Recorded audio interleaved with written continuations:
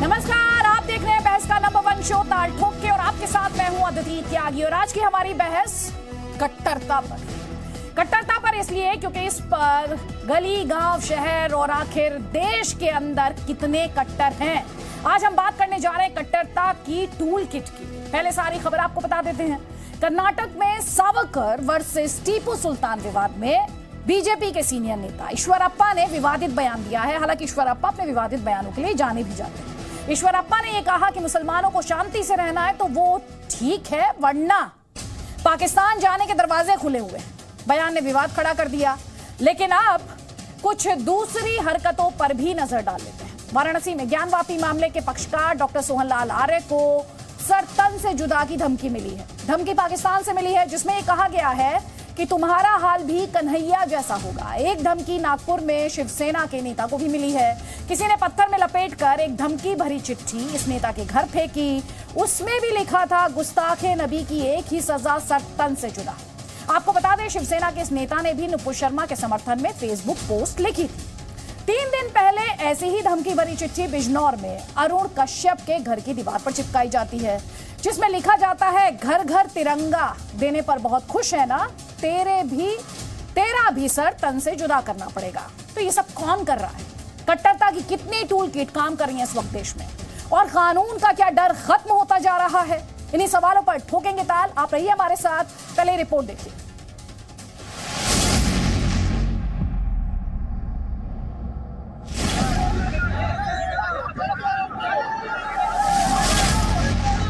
पाकिस्तान लोग ने वो सपोर्ट करने वाले इधर मत न रहना। हमारे भारत के साथ, हिंदुस्तान के साथ भाई भाई जैसा कौन इधर रह सकता है? इधर रहो, नहीं तो आप पाकिस्तान चलो।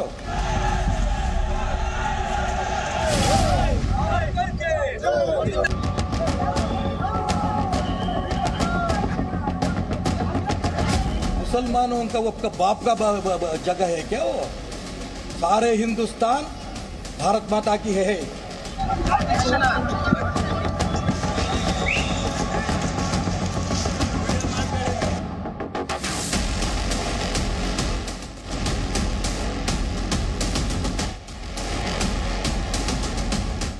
एंटी नेशनलिस्ट पीएफआई हो, एसडीपीआई हो, उनको सपोर्ट तो मैं डायरेक्टली अटैक करना चाहता हूं। कांग्रेस ही उनको सपोर्ट कर रहा है।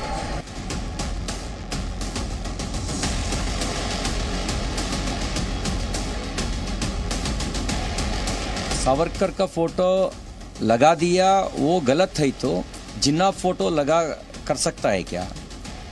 हम पाकिस्तान में नहीं है, हम इंडिया में है। इंडिया में कुछ एरिया इलाका मुस्लिम मेजॉरिटी है, इसके वजह से ये शर्मिंदा के बात है, ये डेंजरस बात है।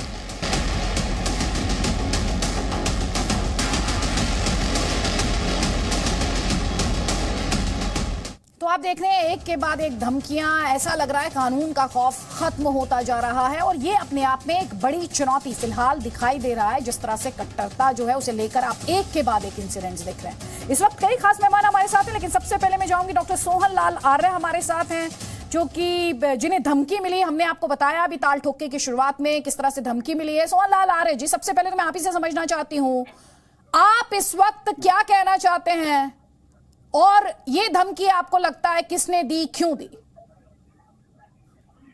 कि श्रृंगार गौरी और ज्ञानवापी प्रकरण के हम वादी हैं और पैरोकार भी हैं।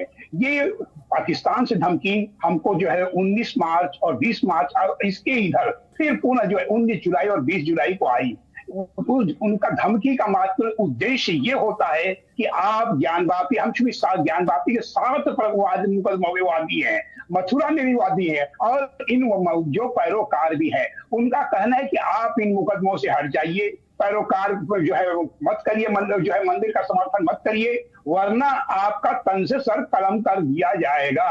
और हम हंसने लगे इसलिए कि 7-11 का मामला अभी माननीय न्यायालय में है। अभी एक हफ्ते में फैसले आने वाला है, जिससे मुस्लिम समाज और मुस्लिम समाज से जुड़े हुए आतंकवादी संगठन परेशान हो चुके हैं। यह उन्हीं का परिणाम है कि यह भयभीत करना चाहते हैं, भयादोहन करना चाहते हैं, और हमारे ऐसा आदमी 72 वर्षीय भैया गोहन कैसे होगा? मैं 1984 से ही ज्ञानवापी मुक्ति आंदोलन से जुड़ा हूं। 1995 में श्रृंगार गौरी का पहला वाद दाखिल किया और मई 18 1996 में ज्ञानवापी का पैमाइश और सर्वे करवा चुका हूं। और मैं आपसे जो आपको धमकी दी इसके बारे में थोड़ा सा और बात करना चाहती हूँ। आपने इसमें कहा कि मुस्लिम समाज और जो आतंकी संगठन है, आपको ये धमकी अगर मैंने सही सुना आपने कहा 19 जुलाई और 20 जुलाई को मिली? 19 जुलाई और 20 जुलाई को। तो आपने पुलिस में शिकायत दर्ज कराई सर? हाँ, पुलिस में शिकायत कराई माननीय कमिश्नर साहब के यहाँ, जिलाधिकारी महोदय के यहाँ। अब हमारा थाना लक्सा थाना अंतर्गत है, वहां हमने FIR कराई। FIR की कॉपी भी मुझको मिल गई है। और सुरक्षा हमको जो है, जो मार्च में पहली बार ही पाकिस्तान से धमकी मिली थी, उसी समय से सुरक्षा बहाल है। अभी भी हम जहां बैठे हैं, हमारे सुरक्षा कर्मी हमारे अगल बगल हैं। तो आपको धमकी जब दी गई तो क्या कुछ कहा गया, बताइए जरा दर्शकों को। धमकी बात हुआ है कि आप ज्ञानवापी से मुकदमा वापस ले लीजिए, अपने सारे आंदोलन स्थगित कर दीजिए, और तो और मुकदमों को जो पैरोकारी कर रहे हैं और सबको जोड़ करके एक किए हुए हैं, आप कृपया इस हरकतों को बंद करिए, वरना सर तन से अलग कर दिया जाएगा। क्या नाम भी बताया लगे? क्या कोई नाम भी बताया गया? किसने? नहीं, नाम क्या बताएंगे? जो कहने लगे तो हम जान समझ गए कि वही जैसे पहले आया करता है। पहले जो 19 मार्च को आया था, तो होली के पहले का माहौल था। तो हम समझे उस कालखंड में, सोचिए एकदम कामा फुल स्टॉप सही बता रहा हूं। तो हम समझे कि हमारा कोई दोस्त होली में कोई मजाक कर रहा है, हम उसको ऑफ कर दिए। जब आप करके उसी नंबर को पुनः कॉल किए तो वो कहा कि चूंकि आपके मोबाइल में उचित बैलेंस न होने के कारण यह इंटरनेशनल कॉल है, जोड़ा नहीं जा पा रहा है। तो तत्काल देखिए कि 92 नंबर था और पुनः इस बार भी 92 नंबर है। तत्काल हम समझ गए पाकिस्तान से आया हुआ है।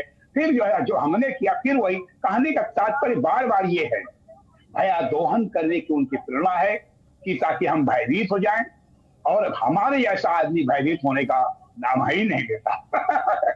तो आप कह रहे हैं आपको भयभीत करने की कोशिश की जा रही है। आपने जब पुलिस की तरफ से आपसे क्या कहा गया? आपने कहा कि आपने शिकायत दर्ज कराई, पुलिस ने आपको जाहिर तौर पर प्रोटेक्शन तो प्रोवाइड की है, आपको सिक्योरिटी दी गई है, लेकिन और क्या कुछ पुलिस की तफ्तीश में क्या और इन्फॉर्मेशन सामने आई जो आपके साथ शेयर की गई हो?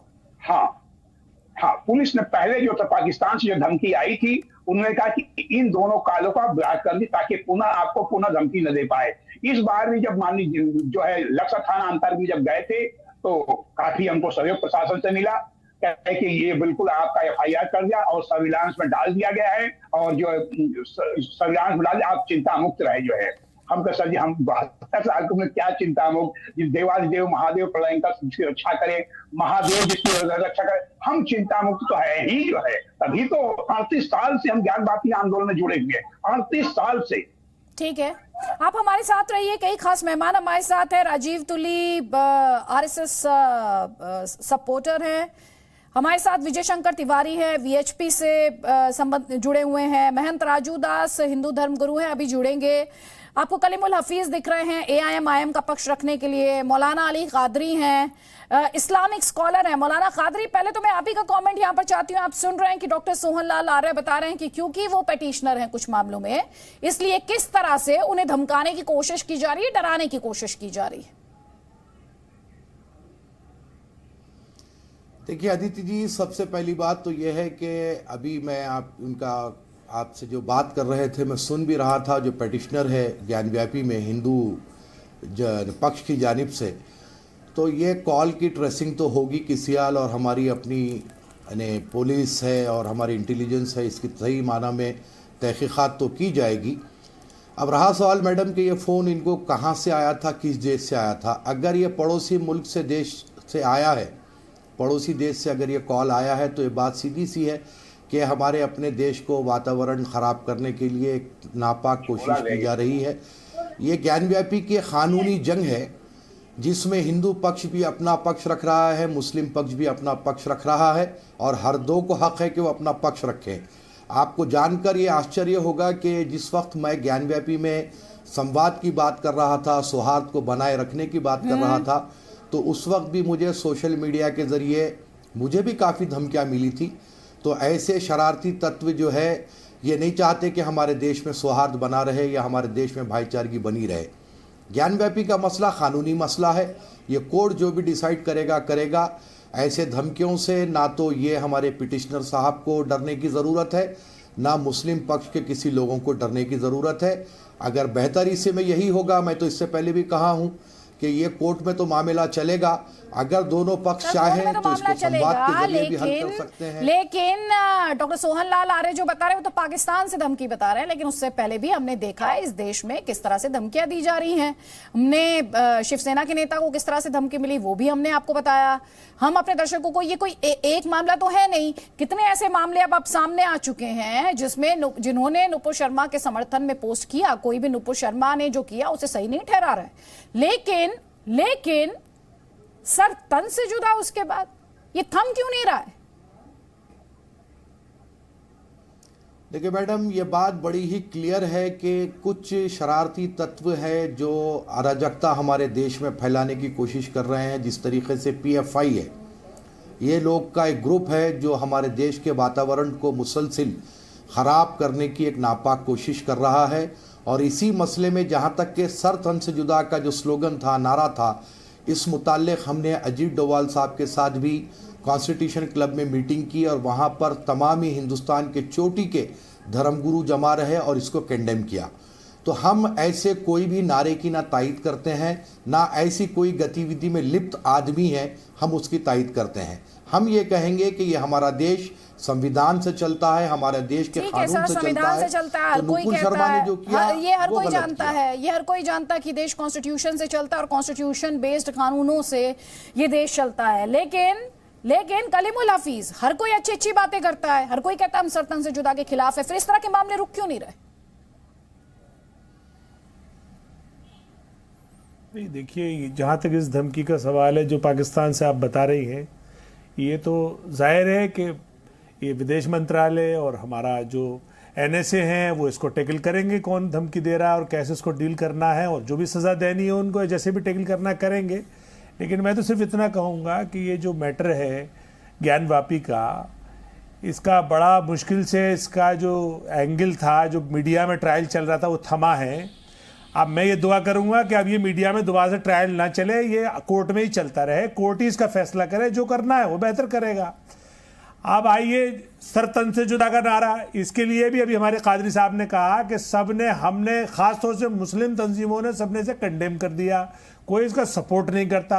अब फिर भी कोई अगर शरारती तत्व आता है, चाहे वो मुस्लिम है या वो हिंदू है या कोई भी किसी भी ग्रुप का है, तो उसके खिलाफ सख्त कार्रवाई होनी चाहिए। उसके लिए सरकारें हैं, कानून है, पुलिस है, उसको अपना एक्शन लेना चाहिए, और हम यही चाहते हैं। नहीं सर, एक्शन तो जब लिया जाता है तो उसमें भी फिर पॉलिटिक्स होती है ना, फिर ये विक्टिम कार्ड खेला जाता है। राजीव तुले, यहाँ पर डिबेट में बहुत इंटरेस्टिंग है कि हर कोई कह रहा है गलत है, लेकिन जब ये गलत है और इतना क्लियर है तो फिर भी ये मामले थम क्यों नहीं रहे? धन्यवाद अदिति। मुझे मौलाना अली कादरी साहब की बात सुनने में बहुत अच्छी लग रही है, और ऐसी सेन वॉइसेस को आप भी अपने यहाँ बुलाया कीजिए। सर हम बुलाते हैं उन्हें। हाँ, आप भी बुलाती हैं, सॉरी, आप इनको भी बुलाती रहती हैं, इनको बुलाते रहिए। ऐसी सेन वॉइसेस की आवश्यकता है, परंतु आप ऐसे लोगों का क्या कीजिएगा जो अहमदाबाद के केस में बम धमाकों का जिन पर इल्जाम लगता है, सजा हो जाती है, उनकी पैरवी करने के लिए जमायते उलमाए हिंद जैसे लोग खड़े हो जाते हैं और वही इनकी नुमाइंदगी करते हैं।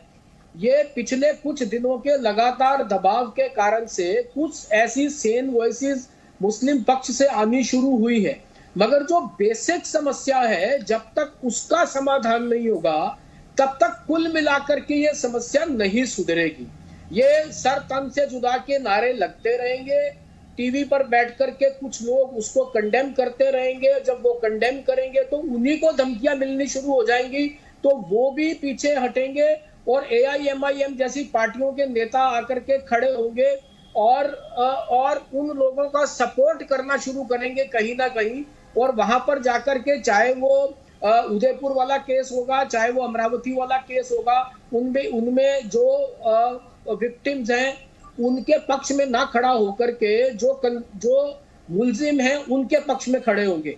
तो एक कंप्लीट बायकॉट जब तक इन सबका नहीं होगा, ऐसी वॉइसेस को आगे नहीं बढ़ाया जाएगा, तब तक इस समस्या का समाधान नहीं होगा। और मुझे नहीं लगता कि वो जल्दी से होने वाला है। ठीक है। उसका कारण ये है कि जो बेसिक प्रॉब्लम है वो बेसिक प्रॉब्लम ही और भी की है। हम कहते हैं एकम सत्य विप्र बहुधा वदंती, कि सबका धर्म, सबका जो पूजा पद्धति है उससे भगवान तक पहुंचा जा सकता है, परंतु कुछ लोग हैं जो कहते हैं केवल मेरे ही रास्ते से पहुंचा जा सकता है। जब तक वो अपने आप को वहां बदलाव नहीं लाएंगे तब तक ये सर तन से जुदा के नारे भी लगते रहेंगे, उनके सपोर्ट में बी सी टीमें भी खड़ी होती रहेंगी। जो लोग बम धमाकों में कन्विक्ट हो जाएंगे उनकी सपोर्ट के लिए लीगल सिस्टम भी खड़ा होता रहेगा। तो मुझे लगता है कि ये एक अच्छी शुरुआत है जो मौलाना अली कादरी साहब जैसे लोगों ने की है। इनका सपोर्ट करना चाहिए, इनको आगे बढ़ाना चाहिए। और जो केवल ही की बात करते हैं कि एक ही पुस्तक, एक ही पैगंबर, एक ही पूजा पद्धति, उन लोगों पर जब तक करेक्शन नहीं आएगा तब तक ये समस्या का समाधान ठीक से नहीं हो पाएगा। अनुराग भदौरिया, सरतन से जुदा के नारे, अब तिरंगा बांटा जा रहा है, तब सरतन से जुदा के नारे, सरतन से जुदा की धमकी, ये भी जिस सोशल बॉयकॉट की बात कर रहे थे राजीव तुली, वो कैसे होगा जब तक राजनीतिक संरक्षण मिलता रहेगा, जब तक पॉलिटिकल पार्टियां उसमें वोट बैंक ढूंढती रहेंगी? बिल्कुल सही बोला। जब तक ये भारतीय जनता पार्टी जाति धर्म की राजनीति करके वोट बैंक खोजती रहेगी तब तक दिक्कत तो है, इस बात से तो मैं आपके सहमत हूँ। और भारतीय जनता पार्टी जब तक ये वोट की राजनीति करेगी, बंटवारे की राजनीति करेगी, नहीं, भारतीय जनता पार्टी सब करती है। सुन तो लीजिए, अब आप दूसरों के बीच में चुप रहते हैं, मुझे भी तो बोलने दीजिए ना, जवाब तो मैं दे रहा हूँ। तो दीजिए मैं आपने सवाल पूछ लिया, मैं कह रहा हूँ भारतीय जनता पार्टी के लिए बिल्कुल सही कहा आपने, जब तक ये संरक्षण देते रहेंगे, जात धर्म की राजनीति करते रहेंगे, तब तक समाज के अंदर में दिक्कतें रहेंगी।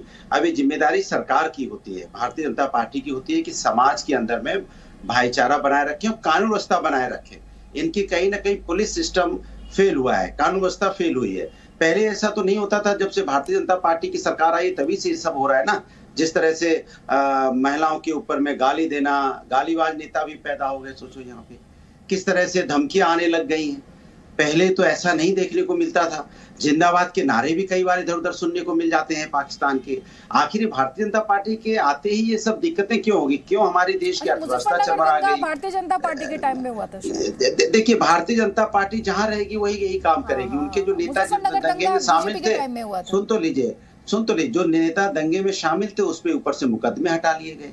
तो मैं तो यही कहूंगा भारतीय जनता पार्टी से कि समाज के अंदर में विकास की राजनीति, सुन तो लीजिए, तो अभी आप बता रहे थे ना पुलिस की नाकामी, जो शामिल थे, सुन तो लीजिए, जो शामिल थे उनके ऊपर में FIR हुई, बाद में बीजेपी की सरकार ने उनको बचाने का काम किया।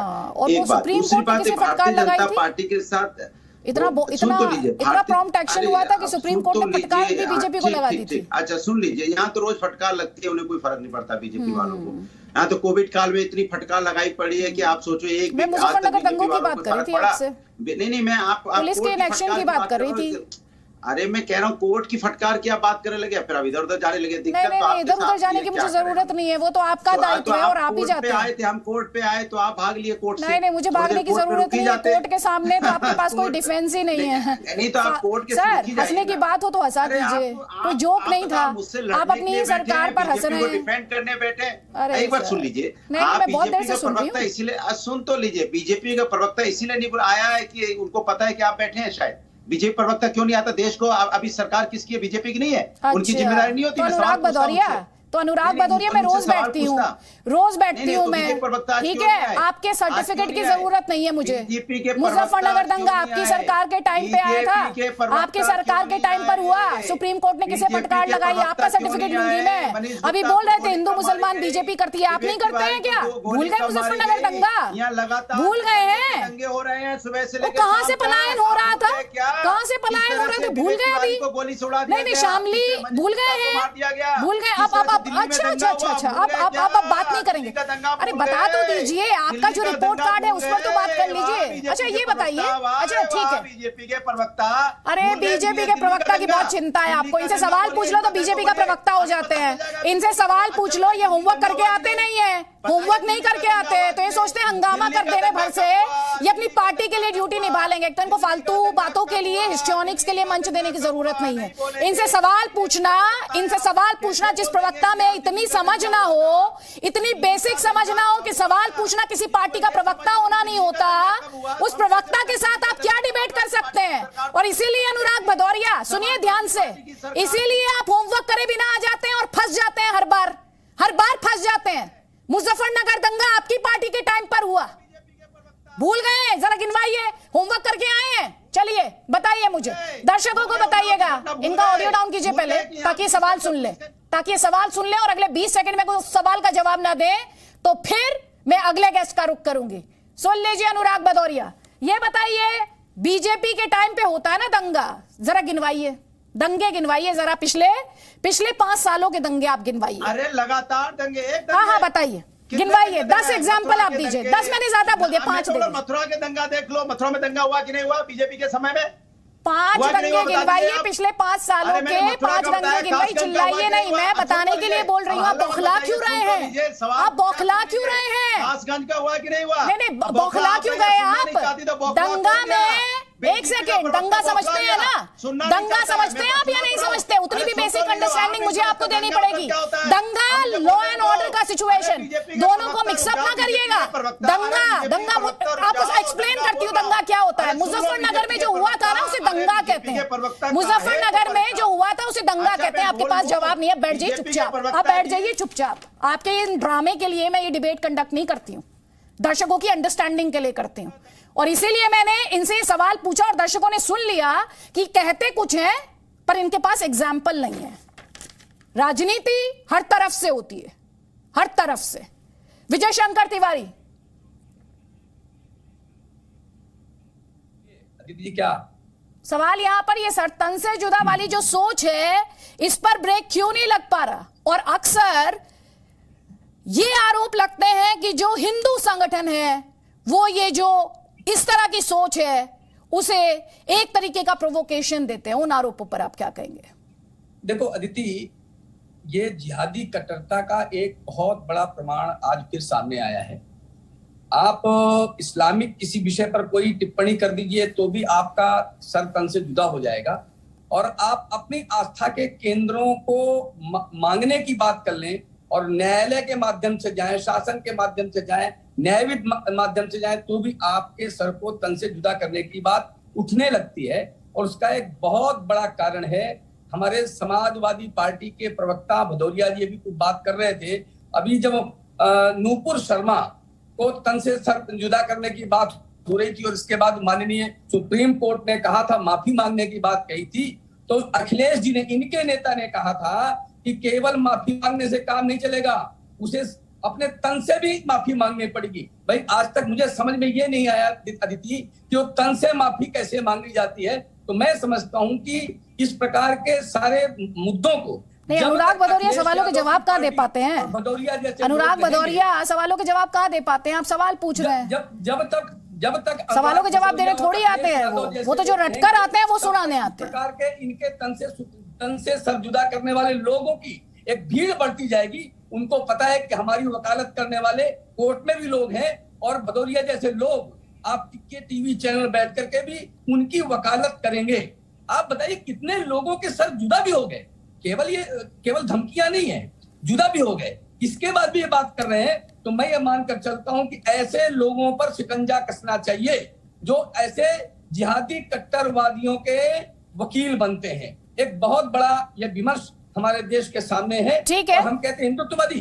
देखो एक देखिए, सोहन लाल जी उस समिति के हिस्सा थे जब ये वीडियोग्राफी हो रही थी, जब फोटोग्राफी हो रही थी, उसमें स्पष्ट दूध का दूध पानी का पानी आ गया कि वहां का सारा आर्किटेक्चर ज्ञानवापी मंदिर का है, वहां शिवलिंग है, पूरी की पूरी तरीके से मंदिर है। जब ये घोषित हो गया तो इसके बाद भी उनको सहन नहीं होता। मैं कहता हूं कि देखो कादरी ने जो बात कही और तुली जी ने कही, उससे आगे बात में बढ़ाता हूं कि इसको अगर रोकना है तो इन वकीलों को रोकना पड़ेगा अदिति जी, इन वकीलों को बेनकाब करना पड़ेगा जो जिहादी कट्टरवादियों के वकील बनते हैं, उनको बल देते हैं। क्यों सर? तो लीगल प्रोसेस में अगर गुंजाइश है तो अगर लीगल प्रोसेस उसे अलाउ करता है तो आप क्या कहना चाह रहे हैं? मैं समझ नहीं पाई आपकी बात।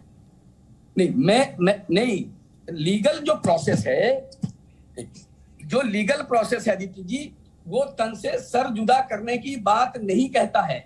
मैं कहता हूं लीगल ने क्या कहा था कि माफी मांगिए, अखिलेश यादव ने क्या कहा कि तन से भी माफी मांगनी चाहिए।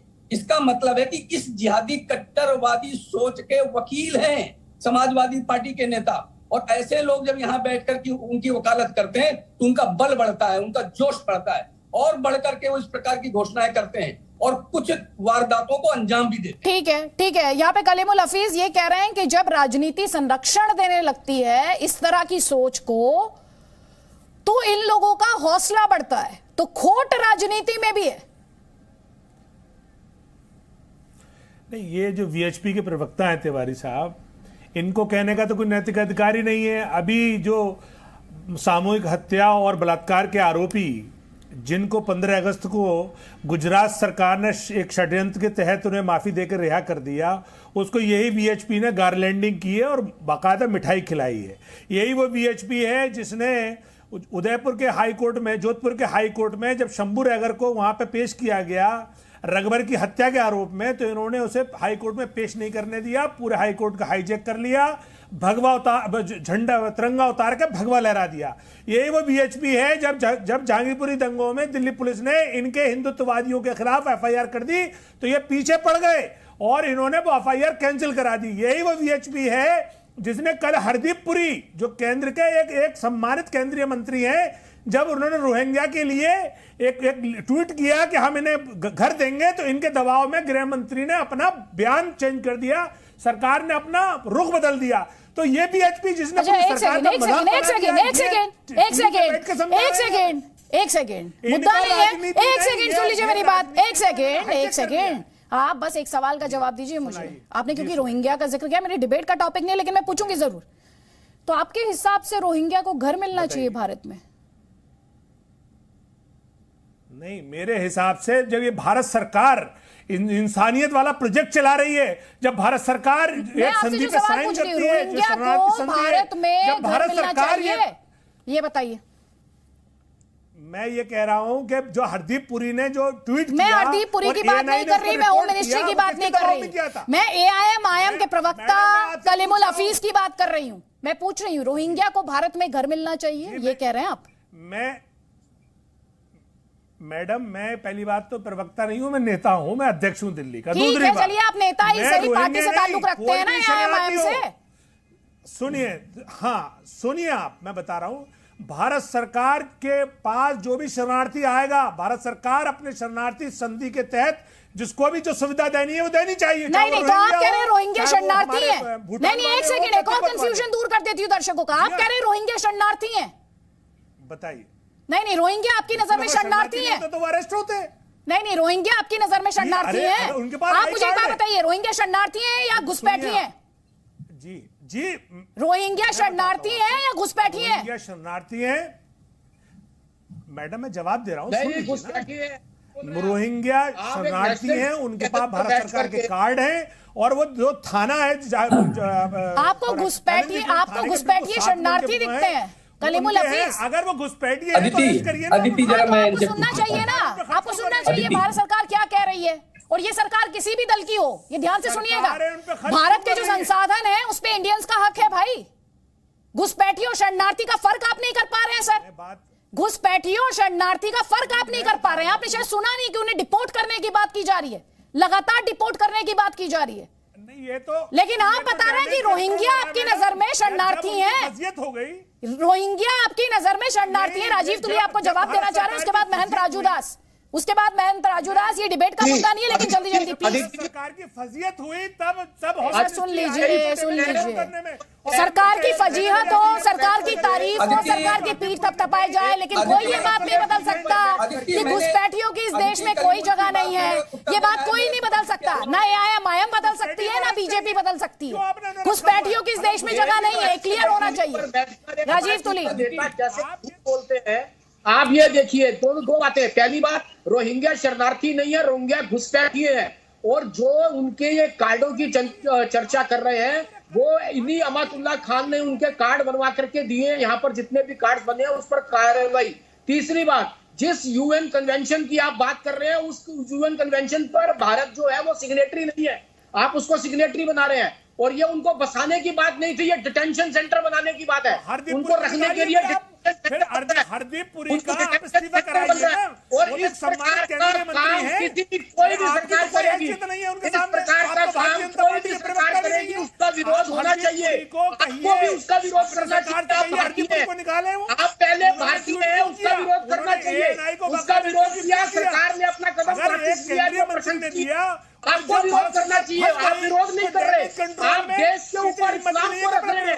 आपकी तो पार्टी में नाम ही नहीं मिल रही है, आपकी तो पार्टी। और अब आप बातें यहाँ पे बना रहे हो, आप झूठ बोलते हो। पार्टी का अरे वो मौजूद है आपके जो दिल्ली पुलिस के अंडर, दिल्ली पुलिस भारत सरकार के अंडर मुद्दे पर वापस आ जाते हैं, मुद्दे पर वापस आ जाते हैं। लेकिन कलीमुल हफीज, आपको इस बात को लेकर कोई कंफ्यूजन नहीं होनी चाहिए। आपको ये कंफ्यूजन नहीं होनी चाहिए। घुसपैठियों में और शरणार्थी में फर्क होता है सर। घुसपैठियों शरणार्थी में फर्क होता है और संरक्षण शरणार्थियों को दिया जाता है सर, घुसपैठियों को नहीं दिया जाता है। ये फर्क है, बहुत मूलभूत फर्क है, बड़ा फर्क है। राजनीति, इसीलिए मैंने कहा था थोड़ी देर पहले कि राजनीति जो संरक्षण देती है, राजनीति जो संरक्षण देती है। एक सेकेंड, एक कमेंट में लूंगी महंत राजूदास का। महंत राजूदास, इस देश में ये कहा जा रहा है कि बहुत ज्यादा पोलराइजेशन हो रहा है, और ये पोलराइजेशन हिंदू संगठनों की तरफ से भी हो रहा है और दूसरी तरफ से भी हो रहा है। ये आरोप लगते हैं, आप क्या कहेंगे इन पर? नहीं, बहुत दुख के साथ मुझको कहना पड़ा है, जिस प्रकार से कट्टरपंथी मानसिकता का भाव पूरे देश में, एक कौम, एक मजहब, एक संप्रदाय के लोग, हिंदू कब कह दिया? कब हमने कहा कि मुसलमान हिंदुस्तान छोड़ के चले जाए? कब हमने कहा अयोध्या जैसे नगरी में 17-18 मस्जिद है, कब मस्जिदों से लाउड स्पीकर उतार दिया? कब मस्जिदों में मुसलमानों को नहीं जाने दिया? कब मुसलमानों को हमने रोका कि 5 वक्त की नमाज तुम नहीं पढ़ सकते हो? लेकिन मैं पूछना चाहता हूं, जहां पर मुसलमानों की संख्या बढ़ी, जम्मू कश्मीर की स्थिति क्या हुआ? देश और दुनिया ने देखी। अभी भी 5 लाख से ऊपर कश्मीरी ब्राह्मण झुग्गी झोपड़ी में इधर उधर घूम रहे, कोई जवाब नहीं है, कोई कुछ नहीं बोलने वाला है। लेकिन आप देखो, नुपुर शर्मा के एक बयान आता है, उस बयान को लेकर, मैं उस बयान के साथ समर्थन में नहीं हूं, लेकिन उस बयान को लेकर लगातार पूरे देश में एक माहौल खड़ा किया गया। हिंदुस्तान में मुसलमानों को बताया गया, पूरे विश्व बिरादर के सामने में, एक मुसलमानों के साथ नाइंसाफी हो रही है। आप देखो कि मुसलमानों की कितना सहूलियत है, मुसलमान सरतन से जुदा कर रहे हैं। जिसने भी नुपुर शर्मा के बारे में कमेंट किया है, स्टेटस लगाया, उसकी सरतन से जुदा हो जा रहा है। रोज धमकियां मिल रहे हैं हम लोगों की, रोजाना आए दिन धमकियां मिल रहे हैं। किस मुस्लिम नेताओं को धमकी मिल रहा है? किस मुस्लिम नेताओं को रहने का अधिकार नहीं है, खाने का अधिकार नहीं? यहां तक देखिए, आईएमआई के नेता यहां पर बैठकर सीधे तौर से कह रहे हैं कि बांग्लादेशी घुसपैठी मेरे भाई हैं, रोहिंग्या मुसलमान मेरे भाई हैं, उनको रहने, उनको खाने, उनको अधिकार दिया जाए। और तो और अफगानिस्तान में मुसलमान, अफगानिस्तान में हिंदुओं की, मैंने कहा कि बांग्लादेशी मेरे भाई हैं, आप इन्हें बोलने दे रही है। आपको और दूसरे लोग तो बुरे लगते हैं, इनको क्यों नहीं टोकती हैं आप? अदिति जी ने टोकी है ना राजू महिंदास को, इन्होंने नारा लगाया था सरतन से जुदा, इनके खिलाफ होनी चाहिए कार्रवाई। ये हमारे खिलाफ बोल रहे हैं, आप इनको आपके जैसे कट्टरपंथी लोग, आपके जैसे कट्टरपंथी लोग जिन्होंने हवा दिया पूरे देश में, एक माहौल तैयार किया था, वो विषय आप इसे भटकाने की कोशिश मत करो, विषय भटकाओ मत, विषय को मत भटकाइए। मैं आपके बीच में नहीं बोला, विषय को मत आप भटकाइए, ये विषय दूसरा है, वो विषय दूसरा था।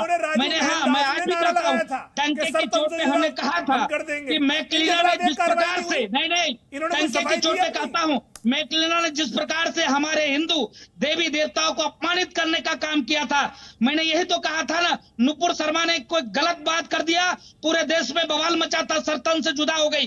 क्या आप भी हिंदुओं लोगों को बरगलाना चाहते हो, भटकाना चाहते हो। क्या हिंदू भी सरतन की जुदा बात करने लग जाए? मैंने कहा था सरतन की जुदा हो जाए। आप गलत बात मत किया करिए। देखिए, आप एक पार्टी के नेता हो, आप एक पार्टी के नेता हो, जिम्मेदार व्यक्ति हो। तुम्हारे जैसे ही जिम्मेदार व्यक्ति, तुम्हारे जैसे जिम्मेदार व्यक्ति पैदा करते हैं, तुम्हारे जैसे जिम्मेदार व्यक्ति, तुम्हारे जैसे जिम्मेदार व्यक्ति आप जिस प्रकार से बांग्लादेशी घुसपैठी रोहिंग्या मुसलमान को सर्टिफिकेट बना के देते हैं, कार्ड बनवा के देते हैं, उनको वोटर आईडी में नाम डलवाते हैं, उसका लाभ आप लोग लेते हो।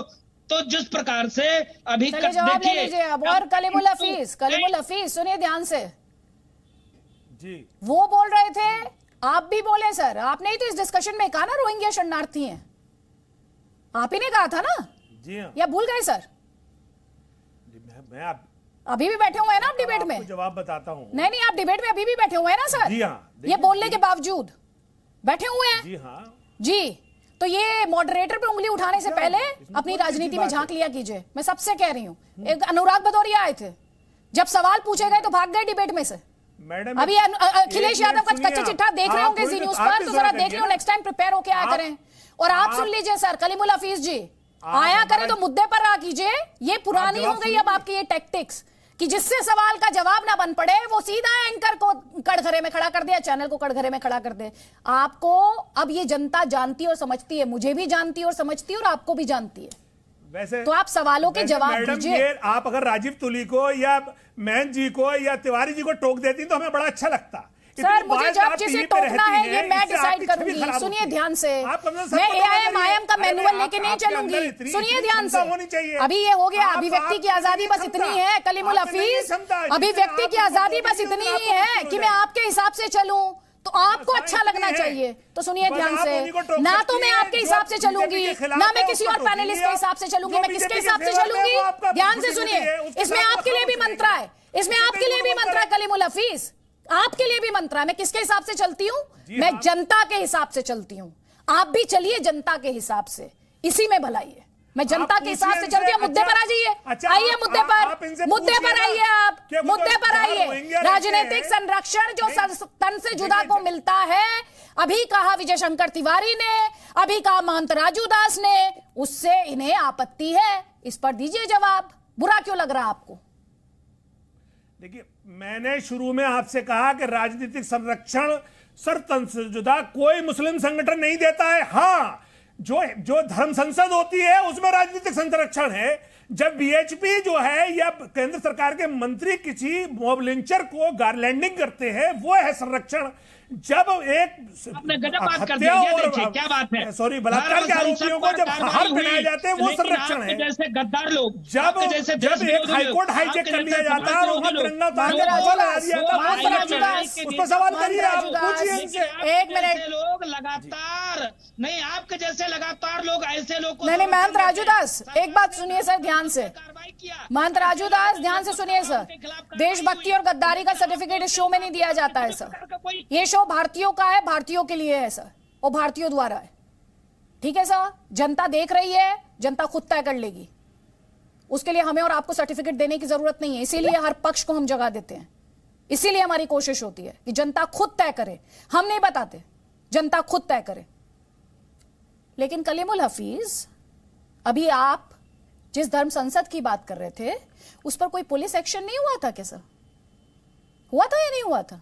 नहीं हुआ। सुप्रीम कोर्ट ने फटकार लगाई तब एफआईआर हुई। अच्छा, जब सुप्रीम कोर्ट ने फटकार लगाई दिल्ली पुलिस को तब तो एफआईआर करी दिल्ली पुलिस। उसके बाद जो सब लोग हम लोगों ने विरोध किया, आप लोगों ने कभी विरोध नहीं किया। जो सरतन जुदा की बात करते हैं, सरकार के खिलाफ जुलूस निकाल दिया था, 2 साल से जेल के अंदर है। वो धर्म संसद जो खुलेआम नरसंहार की बात कर रहे थे, उनके खिलाफ कोई कार्रवाई नहीं हुई, सब बाहर घूम रहे हैं। सुन लो, हम लोगों ने इस चीज का विरोध किया था, निंदा किया था। सरकार ने उन लोगों पर कार्रवाई भी किया, लेकिन पूरे देश में जो माहौल आप लोगों ने बना के रखा, कितने बेजुबान, कितने बेगुनाह की सरतन से जुदा हो गई, उस पर आप लोग ना रोड पे आए, ना आगे आए, ना कोई प्रदर्शन किया। यहां तक कि आप लोग आए सरतन से जुदा करने के लिए, थाने को फूके, पुलिस वाले को मारे, आप लोगों ने उनका समर्थन किया, सपोर्ट किया, कंधे से कंधा मिलाकर आप लोग चलते हो। जब आप लोग आज ठीक हो जाओ ना तो ये मामला दब जाए। इसी के नाते लगातार ये प्रयास चल रहा है। आप तथ्यहीन बात कर रहे हैं, आप सिर्फ जनरल रिमार्क दे रहे हैं। कोई स्पेसिफिक घटना बताइए, मैं बता देता हूँ आपको। हमने तो हर जगह इसका विरोध करते हैं, और विरोध इसलिए करते हैं क्योंकि देश संविधान से चलेगा, और संविधान की नजर में जो अपराधी वो अपराधी है। अब धर्म संसद चलाएगा आदमी, चाहे वो कोई और दूसरा काम करे, अगर वो संविधान के खिलाफ है तो अपराधी है, और उसके खिलाफ सख्त कार्रवाई होनी चाहिए। और नुपुर शर्मा ने भी अपराध किया था, नुपुर शर्मा के खिलाफ भी कार्रवाई होनी चाहिए। नहीं करोगे कार्रवाई तो हम कार्रवाई की मांग तो करेंगे ना। कलीमोल जी सुनिए, कलीमोल जी, आप कहाँ निकलते हैं? कभी आपने विरोध किया? कभी आप रोड पे आए? जैसे आप थाना पुलिस चौकी को फूंकने के लिए पत्थरबाजों को आप आगे कर देते हो, कभी आप रोड पर आए? आपके नेता कभी रोड पे आए? कभी आपका नेता ने कहा कि नहीं ये गलत है, इस प्रकार के कार्रवाई नहीं होनी चाहिए? पूरे देश में जिस प्रकार से आप लोगों ने माहौल खड़ा कर दिया था, उत्तर प्रदेश में क्या कहा? देश के प्रधानमंत्री को कह दिया, कहा इस्लाम ठीक है सर, ठीक है, जवाब ले लीजिए। मुझे दूसरे पैनलिस्ट को इस डिस्कशन में लेकर आना है, लेकिन जो उनका पॉइंट है, जो उनका पॉइंट है, महंत जी को जरा खामोश कर सर, महंत जी को जवाब दे दीजिएगा। किसे खामोश करना है, किसे नहीं करना? सर, आप लोग खुद ही बहुत सक्षम है, एक दूसरे को जवाब देने में आप लोग खुद ही बहुत सक्षम है। मुझे किसी को खामोश कराने की जरूरत नहीं है। हम कहा मैडम इतने सक्षम होते? नहीं सर, अगर हम इतने सक्षम होते तो हमें इतनी गुहारी नहीं लगानी पड़ती। हम भी महंत जी की तरह इसीलिए आप जी न्यूज़ पर डिबेट में आ जाते हैं सर। हम तो अपने नहीं कलीमुल हफीज जी, कभी तो ये विक्टिम कार्ड से ऊपर उठिए सर। इतना विक्टिम कार्ड आप खेलेंगे? जी न्यूज़ के डिबेट में आप रोज आते हैं। रोज आप नहीं आते, आपकी पार्टी से कोई और नेता आता है, प्रवक्ता आता है, रोज आती है आई एम, फिर भी आपको वही विक्टिम कार्ड। ये मानसिकता से आगे बढ़िए आप, अच्छा नहीं लगता। लोगों को टीवी में एक्सेस है, ऑनलाइन एक्सेस है, रोज देखते हैं आपकी पार्टी को। होती है हमारी, वो अगर आप नहीं मानेंगे इसको, आप फिर भी विक्टिम कार्ड में ही हैं सर। यही तो सोच बदलनी है। इसमें तो मत कहिए कि कोटा होना चाहिए, हर जगह तो कोटा ना हो। जब प्लेटफॉर्म मिल रहा है और हमेशा मिलता है तो फिर क्यों विक्टिम कार्ड आपको खेलना है? क्यों? ये यही सोच है ना। आपने तो डिबेट में उसी सोच की बात कर दी। क्यों सर, किस लिए? हमने कहा कि महंत राजू दास। अच्छा, महंत राजू दास याद आ गया। पहले आप ये बताएं, आपको विक्टिम कार्ड खेलने की जरूरत क्यों महसूस हुई? हम कह देते तो हमारे खिलाफ सारी कार्रवाई हो जाती। अरे सर, हम क्या कह रहे हैं, आप वो तो सुनिए। ये विक्टिम कार्ड खेलने की आपको जरूरत डिबेट में क्यों महसूस हुई आज? मैं ये समझना चाहती हूँ आपके माध्यम से। आज मैं ये समझूंगी पहले, उसके बाद डिबेट आगे बढ़ाऊंगी। देखिए डिबेट इसलिए हुई कि भारत सरकार के अंडर में ही दिल्ली पुलिस आती है। दिल्ली पुलिस के बराबर में ही, जहां थाना है उसके बराबर में शरणार्थी कैंप है। एक सेकंड, तो उसमें अगर वो घुसपैठी है तो अरेस्ट क्यों नहीं करती Delhi police? Government of India है, कोई नहीं है जी। आप सारे पैनलिस्ट हैं, आप इसमें भी विक्टिम कार्ड आपको याद आ गया क्यों सर? मैडम मेरी किस बात से आप नाराज हुई थी? मैंने रोहिंग्या को शरणार्थी कह दिया था, इस बात पे नाराज हुई थी? मैं बिल्कुल नाराज नहीं हूं, मैं उसका जवाब दे रहा हूं। मुझे नाराज आपसे नाराज नहीं, नाराज हुई थी आपने कहा, मुझे तो तथ्य दिखाने की आदत है। आपने कहा रोहिंग्या शरणार्थी हैं, मैंने कहा अगर कोई घुसपैठिया है और घुसपैठिए हैं रोहिंग्या, डिपोर्ट करने की बात उनको की जा रही है, डिटेंशन सेंटर्स की बात की जा रही है सर। अच्छा मैडम एक बात बताइए, घुसपैठिए तो अरेस्ट करेंगे ना? अरेस्ट करेंगे, थाने के बराबर में बिठाए हुआ पिछले 10 साल से। और ये नहीं है कि आज मैं गवर्नमेंट ऑफ इंडिया और एमईए नहीं हूं सर। पहली बात, आपको एक क्लैरिटी होनी चाहिए। आप लोगों को आदत है मॉडरेटर से लड़ने की, आप अपने ओपोनेंट से नहीं लड़ पाते हैं। आप में से कोई नहीं लड़ पाता और मॉडरेटर से लड़ने। आप ये बताइए, एक्शन लेना किसका काम है? नहीं एक प्रिंसिपल में स्टैंड होता है, आपने तो वो स्टैंड ही बदल दिया। बीजेपी है आपने तो इन प्रिंसिपल स्टैंड ही बदल दिया। आप तो ये कह रहे हैं रोहिंग्या शरणार्थी हैं, आप तो ये कह रहे हैं। ऑब्जेक्शन उठाया, उस पर उठाया ऑब्जेक्शन। लेकिन आपके इस विक्टिम कार्ड से जिस सोच को लेकर बात हो रही थी, मौलाना कादरी देखिए, अब आपके पास तर्क नहीं बचा ना कलीमुल हफीज। मैं इसीलिए कह रही थी विक्टिम कार्ड नहीं खेलना चाहिए, तार्किक तौर पर बात होनी चाहिए। मौलाना कादरी, एक सोशल बॉयकॉट की बात की थी अभी राजीव तुली जी ने, कि कड़ा मैसेज जाना चाहिए। ये कब तक निंदा कर दी हमने, किसी ने इस चीज को सपोर्ट नहीं किया, कब तक बस निंदा भर से काम चलेगा? देखिए अदिति जी, सिर्फ निंदा तक हम महदूद नहीं हैं। ये बड़ा ही स्पष्ट रूप से हम कहना चाहते हैं कि हम ग्राउंड रियलिटी पर, ग्राउंड लेवल पर काम कर रहे हैं, और जितने भी लोग ये अराजकता फैलाने की कोशिश कर रहे हैं, पीएफआई को बैन करने के लिए हम बारहा मुतालबा कर रहे हैं। और अभी हमारे राजू महंत जी कह रहे थे कि हमने कभी मुसलमानों को हिंदुस्तान से जाने के लिए नहीं कहा, तो उनकी नॉलेज के लिए कह दूं, कल एक कर्नाटक के नेता ने कहा कि हिंदू मुत्तहिद हो जाओ, मुसलमानों को यहाँ से भगा देंगे। खैर कोई ताकत मुसलमानों को यहाँ से नहीं भगा सकती सर, लेकिन आप भी एक महंत है तो मैं भी एक धर्मगुरु हूँ, तो हमको ये चाहिए सर कि हम इत्तेहाद से काम करें। और मुसलमान वो है सर कि जो हकीकत में जो मुसलमान है, आप आतंकवादियों को मुसलमानों से ज्वाइंट मत करिए। हम खून देना जानते हैं। प्रॉफिट मोहम्मद की जब बर्थडे आती है तो हम रक्तदान करते हैं, ब्लड डोनेशन देते हैं, कैंप लगाते हैं। एक हैदराबाद में नहीं, सारे साउथ में लगाते हैं। अब के तो हम ये छवि क्लियर करने के लिए सारे हिंदुस्तान में ब्लड डोनेशन कैंप लगाएंगे और ये 2 अक्टूबर को लगाएंगे। हम प्रॉफिट की बर्थडे से पहले ये बताएंगे हम कि हम कभी भी खून देने के आदी नहीं है। हम कभी भी ऐसे लोगों का समर्थन नहीं करते, न कभी भी ऐसे लोगों का सपोर्ट करते हैं। लेकिन आपसे तकलीफ है, आपसे दुख है। आपने कभी सुना है कि अयोध्या में ऐसे कोई कार्य हुए हैं? नहीं हुए। लेकिन हम लगातार जब जिस प्रकार से ये बातें आती है, जिस प्रकार से आपके कौम, आपके मजहब, आपके संप्रदाय के लोग ऐसे कार्य करते हैं, तो हम तो बोलेंगे ही। आप भाई इस्लामिक स्कॉलर हो, मौलाना हो, आपको नहीं बोलेंगे तो किसको बोलने जाएंगे, किसको कहने जाएंगे? तो ये जिम्मेदारी तो आपकी है ना, आपको आगे आना पड़ेगा ना, आपको अपने बच्चे को समझाना पड़ेगा ना। जिस प्रकार से सल्तनत से जुदा की जाती है, जिस प्रकार से सल्तनत की जुदा की नारा लगता है, जिस प्रकार से कहा जाता है कि आओ मोदी इस्लाम स्वीकार कर लो तभी तुम्हारा कल्याण हो सकता है, नहीं तो नहीं हो सकता। क्या बात करते हैं आप? ऐसे बात धर्म के आधार पर देश का बंटवारा हुआ ना, एक समय था ना, कितने लोगों का कत्लेआम हुआ, उसको तो आपने देखा ना, माना ना, सुना ना। उस चीज को तो आप तो स्वीकार करोगे नहीं। हम तो सह स्वीकार आपको किए, गले लगाए। जवाब लीजिए उनका, महंत राजूदास जवाब ले लीजिए, जवाब लीजिए सर, जवाब लीजिए मौलाना कादरी। देखिए महंत राजू जी, मैं आपको फिर एक बार ये कह रहा हूं कि बास कट्टरपंथियों की तरफ से आप सारे हिंदुस्तान के मुसलमानों को और इस्लाम को नहीं कह सकते। हम खुद वो कट्टरवाद के खिलाफ है।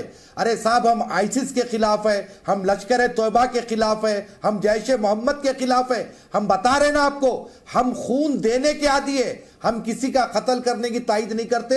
और पीएफआई पर बैन लगना चाहिए। ये हिंदू जितने भी मुस्लिम धर्मगुरु आप सबने बहुत अच्छी सारे लोग ये बात कर रहे हैं। कोई प्रैक्टिकली और रियलिटी में तथ्यों पर बात करेगा। दिक्कत जानते हैं कहां होती है? दिक्कत तब होती है जब आप लिंचिंग में रिलीजन लेकर आते हैं, जब आप दंगे के आरोपी का धर्म बताने लगते हैं, जब पुलिस एक्शन लेती है तो यह कहा जाता है इसलिए टारगेट किया जा रहा है क्योंकि वो अल्पसंख्यक समुदाय से आता है। कानून व्यवस्था को दरकिनार करने के आरोप लगते हैं। यह तब होता है जब इस देश में अदालतें बैठी हैं, लेकिन फिर भी इस तरह की बातें सियासत भी करती है और कुछ जो मजहब के रहनुमा खुद को बताते हैं वो भी करते हैं। दिक्कत वहां होती है और इससे आप इंकार नहीं कर सकते। राजीव तुली पहले और उसके बाद विजय शंकर तिवारी। जी अदिति मौलाना साहब की बातें मुझे सुनकर के एक पॉजिटिव और एक आशा की किरण दिख रही है, मगर मुझे लगता है कि इस डिबेट को थोड़ा वाइड करना चाहिए। मौलाना साहब ने 1-2 बातें जो उठाई है, मैं उन्हीं पर एक आध केवल बात उनसे और पूछना चाहूंगा। कुरान शरीफ में 3 शब्द आते हैं। पहला शब्द है जिहाद, दूसरा शब्द है काफिर और तीसरा शब्द है उम्मा। इन 3 शब्दों पे अगर आप थोड़ा सा हम दर्शकों को और हम को पैनलिस्ट को भी देखिए, मैं बहुत कम इस्लाम के विषय में जानता हूँ। विजय शंकर तिवारी जी कुछ जानते होंगे, महंत राजूदास जानते होंगे और कलीमुल हफीज साहब तो जानते ही होंगे। तो मेरा आपसे ये कहना है कि क्या भारत में मोमिन और काफिर ये दोनों इस्लाम के हिसाब से हैं या नहीं है? उम्मा ये कोई शब्द है या नहीं है? और इन मोमिनों को काफिरों के खिलाफ जिहाद करना है या नहीं करना है? आप केवल इन 3 बातों का यदि उत्तर और एक ठीक समाधान दे देंगे तो मुझे लगता है कि एक बहुत बड़ी समस्या का हल हो जाएगा। कलीमुल हाफिज साहब इस बात पे मुस्कुरा रहे हैं, हंस रहे हैं, क्योंकि उनको पता है कि इन 3 बातों का उत्तर यदि आप उसकी एक ठीक व्याख्या कर देंगे तो शायद एक आपके समाज को एक दिशा देगी। जवाब ले लीजिए मौलाना कादरी। सारे संकट है वो भी आपको मालूम है। इन 3 शब्दों की व्याख्या आप कर दीजिए। मौलाना कादरी से जवाब देखिए दीजिए। सर, मौलाना कादरी। देखिए सर, सबसे पहली बात मैं आपको ये बड़ा ही क्लियर अंदाज में कहना चाहूँगा कि हिंदुस्तान में किसी एतबार से जिहाद किसी मुसलमान पर वाजिब नहीं है। यहाँ पर सारे लोगों को, सारे मुसलमानों को मजहबी आज़ादी है, उनकी मस्जिदें हैं, उनके अपने धर्म पे चलने की उनको इजाज़त है। और आप जो लफ्ज़ काफिर का इस्तेमाल कर रहे हैं सर, ख़तई तौर पर हमारे अपने हिंदुस्तान के दूसरे धर्म के लोगों पर ये लफ्ज़ एज पर कुरान फिट नहीं होता। इनको हम काफिर नहीं कह सकते, ये बात को क्लियर रखिए सर। और जहाँ तक कि उम्मा का सवाल है, तो उम्मत सिर्फ हिंदुस्तान ही में नहीं है, सारी दुनिया की जो मुस्लिम फॉलोइंग है उनको उम्मा कहा जाता है, जो मुस्लिम उम्मत कही जाती है।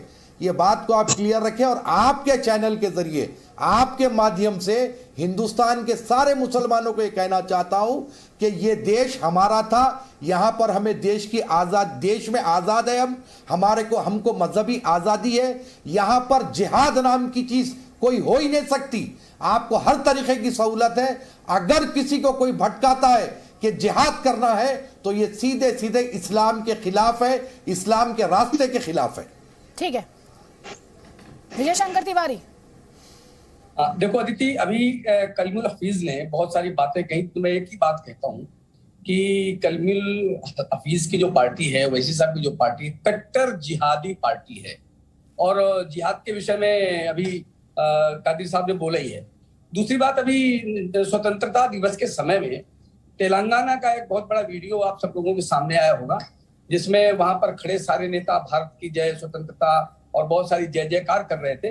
उन्हीं के बीच में वैसी साहब खड़े होकर शांत खड़े थे, उनका हाथ उठ करके भारत की जय करने के लिए तक हाथ नहीं उठा, उनका मुंह भी नहीं खुला। तो ऐसी पार्टी के प्रवक्ता नेता, उनसे अपेक्षा क्या कर सकते हैं? इसी प्रकार की अपेक्षा कर सकते हैं। मेरा केवल एक वाक्य यही है कि इस प्रकार के लोग भारत में इस प्रकार की कट्टरता को बढ़ावा देते हैं। जब नूपुर शर्मा के साथ बलात्कार की बात हो रही थी, तब ओवैसी साहब और ओवैसी साहब की पार्टी जो महिलाओं की बात कर रही है, वो कहाँ बोली? ठीक है, कलीमुल हफीज जवाब ले लीजिए। बलात्कार की घोषणा, ठीक है, जवाब ले लीजिए, जवाब ले लीजिए। आपने सवाल पूछा ना सर, ये सवाल बार बार उठाए, कलीमुल हफीज देंगे इस पे जवाब। कलीमुल हफीज जी, देखिए सवाल ये है कि ये जो आरएसएस है उसका एक संघ परिवार है। संघ परिवार के अलग अलग आउटफिट हैं। बजरंग दल है, वो जरा ज्यादा एग्रेसिव में जाता है। वीएचपी है, वो बाकायदा एक उसका उग्र रूप है। और भारतीय जनता पार्टी उसका पॉलिटिकल रूप है। ये सब मगर सब हैं, एक ही उसमें आते हैं। नहीं, एक सेकंड, जहां तक ये तिरंगे की बात करें, इन्होंने तिरंगे का कितना अपमान किया है? नहीं, मैं आपका जवाब दे रहा हूँ। इन्होंने वैसी साहब के बारे में कहा ना, जवाब, ये जवाब है आपकी पार्टी से। मैं जवाब दे रहा हूँ, जवाब दे रहे हैं। नहीं, उसका जवाब दे रहे हैं आप। ये जो आपकी पार्टी से सवाल था, ये वो जवाब है। आप तो उन पर आरोप लगा रहे हैं, इसे जवाब कहते हैं। नहीं, कलीमुल हफीज, आपने जो बातें कही इसको जवाब कहते हैं। ये जवाब है इस बात का कि आपकी पार्टी के नेता जब नुपुर शर्मा के खिलाफ विवादित बयानबाजी हो रही थी, कोई उन्हें चौराहे पर खड़े होकर सजा देने की बात कर रहा था, तरह तरह की उन्हें धमकियां दी जा रही थी, तब आपकी पार्टी के नेताओं पर क्या एक्शन हुआ? ये पूछा अभी उन्होंने सवाल। आप बताने लगे कि जो संघ परिवार है वो कितना छोटा या कितना बड़ा है। और सर उसमें एक काउंटर क्वेश्चन है मेरा, अनकॉन्स्टिट्यूशनल है, इलीगल है ये बॉडीज? जी हाँ, मैं बता रहा हूं आपको। देखिए, इन्होंने ना मेरा सवाल आपसे ये है, जो भी आपने डिफरेंशिएट किया, तिरंगा निकाल के भगवा रहा है कलीमुल हफीज, ये क्या था? ये अनकॉन्स्टिट्यूशनल था या कॉन्स्टिट्यूशनल था? इनके कोई पकड़ा गया, कोई इनके खिलाफ कार्रवाई हुई? अरे एक सेकेंड सर, जो सवाल है उस सवाल का जवाब आप दिया कीजिए पहले। सिर्फ आरोप लगाकर भागने की कोशिश नहीं होनी चाहिए। ये अनकॉन्स्टिट्यूशनल है, इलीगल है। अच्छा बताइए, मैं नहीं, मैं आपसे 30 सेकंड तो आने जाने में भी लगते हैं ना। नहीं, कोई बात नहीं सर, नहीं, मुझे बस इतना बताइए, जो अभी आप एग्रेशन का पैरामीटर लेकर, स्केल लेकर डिफाइन कर रहे थे, ये ज्यादा उग्र है, ये कम उग्र है, ये मीडियम है, जरा सा मुझे बता दीजिए, ये इन बॉडीज पर बैन होना चाहिए क्या कॉन्स्टिट्यूशनली, कानूनी तौर पर? नहीं, इन बॉडीज पर बैन हो चुका है। सरदार पटेल जब गृह मंत्री थे तो आरएसएस पर बैन लगा चुके हैं। और फिर क्योंकि ये नाथुराम गोडसे वाली पार्टी है, इन्होंने राष्ट्रपिता का ये हत्या करने वाली पार्टी। आरएसएस कौन सी परेड में चला गया था? ये बैंड ऑर्गेनाइजेशन फिर 26 जनवरी की परेड में कैसे चला गया था? वो आपने नहीं बताया, गया था ये पता है इसलिए आपको चला नहीं गया पता था। है? देखिए इसलिए, जी हाँ मुझे मालूम है, मुझे ये भी पता है कि जो चाइना वाली जंग में इनके रोल की वजह से उन्होंने उनको बुला लिया था। अच्छा, तो देखिए ये तो वो अच्छा, पार्टी जो ये वो लोग हैं जो वक्त के रहते हैं अपने आप को कंप्रोमाइज कर लेते हैं। आप आधी बात करते हैं ना सर। अब आप आ जाइए, चलिए अब चाइना वाली वॉर छोड़िए और अब आ जाइए 2022 में, और मुझे बताइए इन्हें बैन किया होना चाहिए, इन पर बैन होना चाहिए, हाँ या ना? देखिए कोई भी असंवैधानिक कार्रवाई, कोई भी असंवैधानिक कोई गतिविधि करता है कोई ग्रुप भी, उसको बैन होना चाहिए। तो इन पर बैन होना चाहिए आपके हिसाब से? संविधान की धज्जियां ये दिन के उजाले में उड़ाती है। नहीं आप बताइए, बैन होना चाहिए? दिन के उजाले में संविधान की धज्जियां उड़ाते हैं लोग। आप मुझे बताइए इन्होंने, अच्छा क्या आप इसको ठीक मानती हैं? कल इन्होंने जो हत्या और बलात्कार के आरोपियों को जो इन्होंने मिठाई खिलाई, वो अच्छा काम किया? डर क्यों लग रहा है? क्योंकि सिर्फ आप आरोप लगाएंगे, आपको सिर्फ आरोप लगाने हैं और एक सर्टेन कॉन्स्टिट्यूएंसी को एड्रेस करना है और रेडिकलाइजेशन वहीं से स्टार्ट होता है। इसीलिए मैं सवाल पूछ रही हूँ, इनको बैन होना चाहिए? जी हाँ, बैन होना चाहिए। धर्म संसद पीएचडी कराती है, हमने कराते हैं। सीधा मुझे बताइए, बैन होना चाहिए धर्म संसद में? गिरफ्तारियां रेडिकलाइजेशन तो वहां से हो रहा है ना, एक्शन हुआ।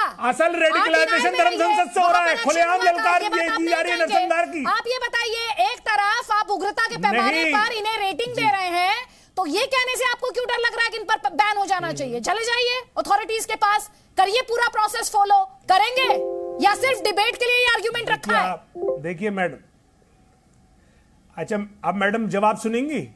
यानी दिल्ली पुलिस ने जहांगीर वाले केस में सिर्फ एफआईआर करी थी कुछ बच्चों पे, वो तक दिल्ली पुलिस को विड्रॉ करनी पड़ी। है किसी में हिम्मत जो इन पे कोई बैन लगा दे? अरे ये तो सरकार को डरा के रखते हैं। हरदीप पुरी को अपना डिसीजन वापस लेना पड़ा इनके दबाव में। आप मुझसे बैन की बात कर रही हैं, मेरे टीवी पे मैं कुछ कहूंगा तो इन पे बैन लग जाएगा। अरे मैं तो ये कह रहा हूं मेरा संविधान बचा रहा है। आप इन लोगों से कहिए संविधान को माने। डिबेट अलग है। मैं आपसे बस इतनी रिक्वेस्ट करूंगी कि हरदीप सिंह पुरी का अधिकार क्षेत्र और एमएचए का अधिकार क्षेत्र और जिस कॉन्टेक्स्ट में, रोहिंग्या के कॉन्टेक्स्ट में आप बात करें, थोड़ा सा उसका भी आप अध्ययन कर लीजिएगा।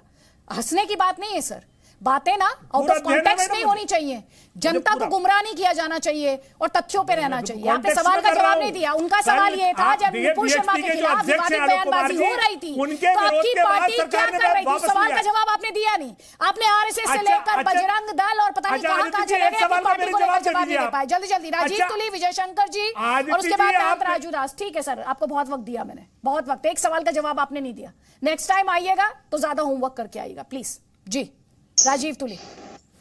देखिए अदिति जी, कुल मिलाकर के जो समस्या है वो समस्या यही है कि जो लोग रजाकारों की पार्टी से आते हैं और जो चाहते नहीं थे कि हैदराबाद भारत में विलय हो, और जो ये चाहते थे कि वहां इस्लामाबाद से लेकर के हैदराबाद तक एक सड़क बने और उस सड़क के दोनों तरफ भी मुसलमानों को बसाया जाए। इनको बोलने दीजिए, कुछ भी बोले। हम हरदीपुरी की बात बोलेंगे तो आप काट देंगे, और ये कुछ भी बोल रहे हैं। बोलने को ये बता रहे हैं कि उनको क्या करना है और क्या नहीं करना है। ऑल इंडिया मजलिस इत्तेहादुल मुस्लिमीन है ये और ये सब कोई बीजेपी का एक भी अधिकारी प्रवक्ता नहीं है, सब बीजेपी की बात कर रहे हैं। तो चर्चा नहीं होता, सारे कर रहे हो आप तो हो जाते हैं बदनाम। अरे हरदीप पुरी के बयान पे रजाकारों की पार्टी के हेड ने बयान सरदार पटेल ने घुटनों पे ला करके भारत जिले पर नहीं था सरकार का बयान, वो आज टीवी पर बैठकर के उपदेश दे रहे हैं कि किस पार्टी को क्या करना चाहिए, गलत कर रही है, कानून क्या है, तब दबाव में आके कानून व्यवस्था कैसे चलनी जारी किया है। और आप देश की कानून व्यवस्था कैसे चलनी चाहिए,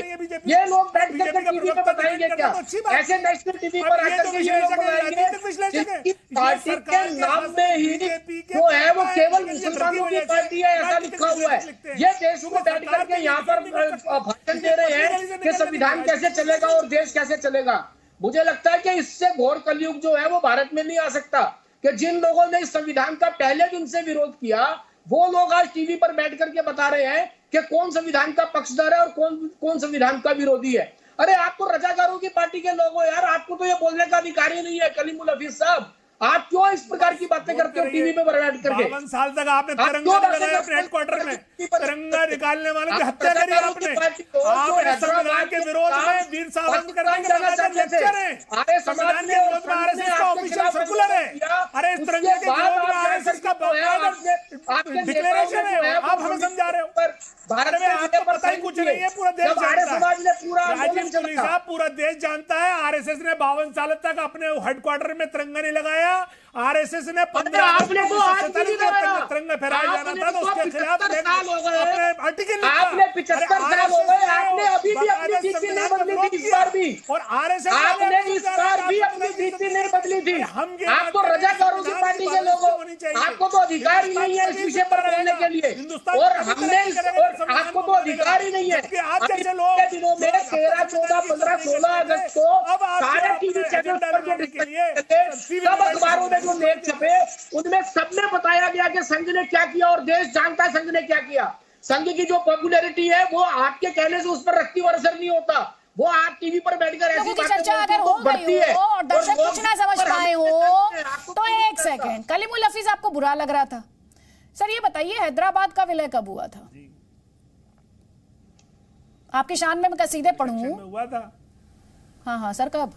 जी जी जी, जो पुलिस एक्शन में हुआ, जो पुलिस एक्शन किया सरदार वल्लभ भाई पटेल ने, जो पुलिस एक्शन देश कब आजाद हुआ था? उसका विलय हुआ, और देश हुआ 47 में, वो हुआ 48 में। उसके बाद जो रजाकार पाकिस्तान जाना चाहते तो पाकिस्तान चले गए, ऑपरेशन इंडिया में रहना चाहते तो इंडिया में रह गए। नहीं हम तो तब भी लड़ रहे थे उस देश के लिए। हमारी पार्टी संविधान के तहत बनी है, हम संविधान को मानते हैं। आप आए संविधान के तहत पार्टी पर। नहीं, थोड़ा सा इतिहास के बारे में जानना और बताना जरूरी होता है, इसीलिए मैंने ये सवाल आपसे पूछा था। इसीलिए पूछा कि देश की आजादी 47 में, हैदराबाद का विलय 48 में। तो जो तथ्य होते हैं उन्हें आप उन तथ्यों का सामना नहीं करना चाहते। आप ये बोलते फलाना को आपने नहीं रोका, इसे आप नहीं रोक रही हैं। मैं सवाल पूछती हूं सर, जैसे कि अब मैं राजीव तुली से भी पूछूंगी। राजीव तुली जी, ये बार बार पाकिस्तान चले जाओ, पाकिस्तान, कोई बात नहीं, कोई बात नहीं, चलिए अब आप बैठ जाइए आराम से, कोई बात नहीं सर, आपको मैंने पूरा मौका दिया, अब आप डिफेंड नहीं कर पाए तो कोई बात नहीं सर, कोई बात नहीं। ये जो बार बार पाकिस्तान भेजने की बात होती है राजीव तुली जी, क्यों होती है?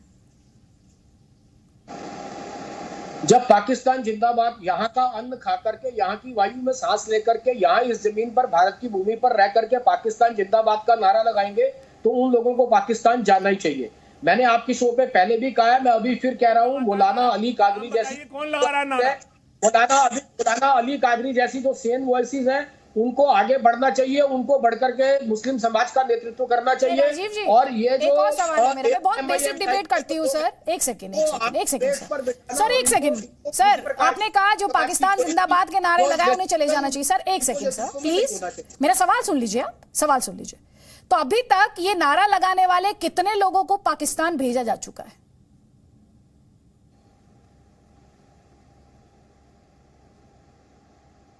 ऐसा है कि ऐसे लोगों को पाकिस्तान भेजा जा चुका है या नहीं भेजा जा चुका वो विषय गौण है, मगर उनको जाना चाहिए, ऐसा मेरा कहना है। मैं भी, जो लोग भारत में रह करके, भारत का खा करके पाकिस्तान जिंदाबाद के नारा लगाएंगे, उनको पाकिस्तान क्यों नहीं जाना चाहिए, आप मुझे ये बताइए।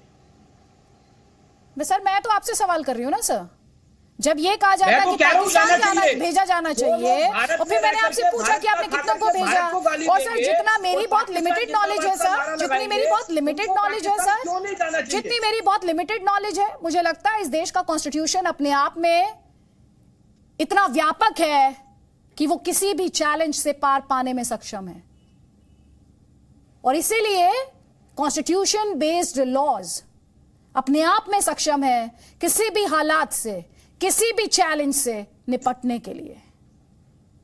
इसीलिए मैंने आपसे सवाल पूछा, और बार बार आपका जब क्रिटिसिज्म आता है तो यही क्रिटिसिज्म आता है कि हमें पाकिस्तान भेजने वाले कौन होते हैं, ये क्यों कहते हैं कि पाकिस्तान चले जाएं हम, यही क्रिटिसिज्म है जिस पर मैं आपसे सवाल कर रही थी। मौलाना कादरी और उसके बाद महंत राजू दास, जल्दी जल्दी प्लीज। देखिए मैडम, जहां तक के सवाल, कुछ लोगों ने ऐसा किया कि पाकिस्तान जिंदाबाद, और आपके और कई चैनल्स के जरिए देखा कि यूपी में कुछ एक जगह पर पाकिस्तानी जो है परचम भी लहराया गया, झंडा लहराया गया। तो हम ऐसे लोगों से बिल्कुल ही तौर पर मुतमईन नहीं है। हम ये कहते हैं कि जिस देश में रहते हैं उस देश की गाते हैं। ये हम ही नहीं कहते, इस्लाम ये कहता है कि जिस देश में रहते हो उस देश की मट्टी से मोहब्बत करो, उस देश की सरहदों की हिफाजत करो। तो कुछ लोग हैं जो आए दिन ऐसे भटकाने की हरकत करते हैं, इन लोगों पर पाबंदी लगनी चाहिए ताकि सारे हिंदुस्तान का मुसलमान गर्व के साथ अपने मुल्क भारत में जी सके। किस किस की बात कर रहे हैं जिन पर पाबंदी लगवाना चाहते हैं, बताइए। जी मैडम, किस किस पर पाबंदी लगवाना चाहते हैं, बताइए आप। कौन कौन से संगठन है? देखिए मैडम, पहली बात तो हम बारहा मुतालबा कर रहे हैं, आदरणीय मोदी जी से भी हमने इस बात का मुतालबा किया कि हमारे एजेंसीज ने जितने भी पीएफआई के हरकतों को निकाला है, उनके जो जो सबूत मिले हैं, यही लोग हैं जो अराजकता फैला रहे हैं, मासूम मुसलमानों का जहन खराब कर रहे हैं। तो ऐसे जितने भी संगठन हैं, इनके ऊपर फौरी पाबंदी आयद की जाए, इनको बैन किया जाए और इनके जो जो पोस्ट होल्डर्स हैं, इनके आधार को भी जो है ब्लॉक किया जाए ताकि कोई दूसरे ऑर्गेनाइजेशन ये ना बना सके। इनके ऊपर सख्त कार्रवाई होनी चाहिए। मैं ये अपने लिए नहीं कह रहा हूं, सारे देश के लिए कह रहा हूं और देश के मुसलमानों के लिए कह रहा हूं। ठीक है, आप देश के मुसलमानों के लिए कह रहे हैं। महंत राजूदास, ये जो मौजूदा माहौल है, ये जो बार बार सर तन से जुदा की ये जो धमकी है, ये रुकेगी कैसे? इसकी सॉल्यूशन क्या है, समाधान क्या है? नहीं, देखिए, इसके लेकर चाहे हिंदू पक्ष का हो चाहे मुस्लिम पक्ष का हो, जिस प्रकार से कट्टरता हावी हो रहा है, कट्टर मानसिकता के लोग जिस प्रकार से बेबाकी से अपनी बात को बोल पा रहे हैं, कह पा रहे हैं, संवैधानिक तरीके से इनके ऊपर सख्त से सख्त शिकंजा कसा जाए, नंबर 1। नंबर 2, अभी कादरी साहब बहुत सुंदर बोल रहे थे, बहुत अच्छे से बोल रहे थे। मैं फिर भी आपके चैनल के माध्यम से पूरा देश और दुनिया सुन रहा है, मैं आपको बताना चाह रहा हूं कि जब तक हिंदू बहुसंख्यक है, तभी तक इतनी सुंदर सुंदर आवाज में इतनी अच्छी अच्छी बात कादरी साहब बोल रहे हैं। जिस दिन हिंदू अल्पसंख्यक हो जाएगा, मुस्लिम बहुसंख्यक हो जाएगा, उस दिन पाकिस्तान, देखिए पाकिस्तान की बात आ गई, पाकिस्तान करने वाले लोग मिल गए।